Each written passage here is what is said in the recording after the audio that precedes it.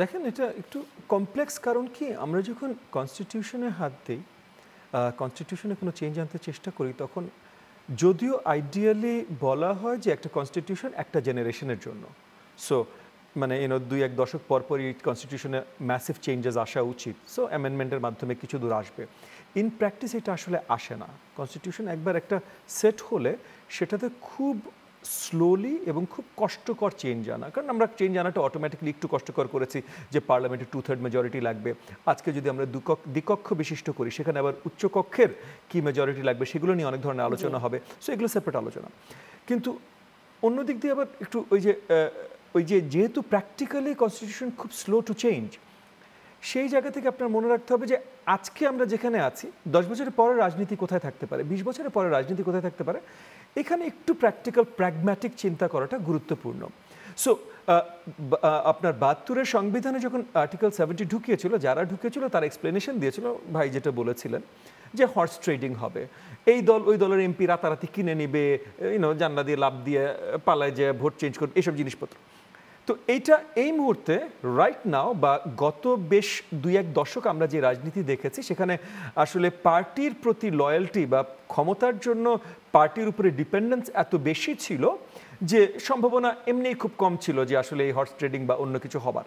কিন্তু আগামীতে যে আমরা যেরকম মাল্টি পার্টি ডেমোক্রেসি তৈরি করতে চাই, সেই জায়গায় যে স্পেশালি যদি আমরা দলগুলোকে ক্ষমতায়ন করতে চাই, রাজনৈতিক দলগুলোকে ক্ষমতায়ন করতে চাই, সেই জায়গায় গিয়ে তাহলে কিছু control might be important.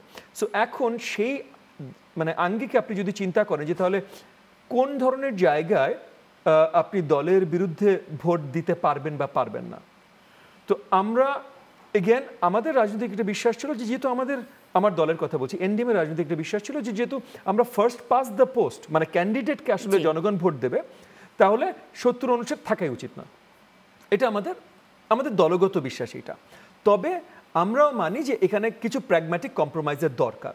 So এই যে বাজেট বা এই যে স্পেসিফিক কিছু এরকম কি মোরালিটি ক্লজেও ভোটিং যদি হয়, এরকম স্পেসিফিক ক্লজ যদি নিয়ে আসা হয় যে এই জায়গাগুলোতে আপনার দলের বিরুদ্ধে ভোট দেওয়া বা এই জায়গাগুলোতে দলের বিরুদ্ধে ভোট দেওয়া অ্যালাউড বা নট অ্যালাউড, এরকম কিছু যদি প্র্যাগম্যাটিক সবাই মিলে একটা জায়গায় আসতে পারে, যেটা আজকে সবাই মোটামুটি আসার জায়গায় এসেছে, তাহলে আমাদের দল থেকে আমরা সেটাকেই সম্মতি জানাবো, ইভেন দো আমাদের অরিজিনাল পজিশন হলো পুরোপুরি জিনিসটা বাতিল করা, ফার্স্ট পাস দ্য পোস্ট, মানে এই যে ক্যান্ডিডেটকে ভোট দেবার কারণে।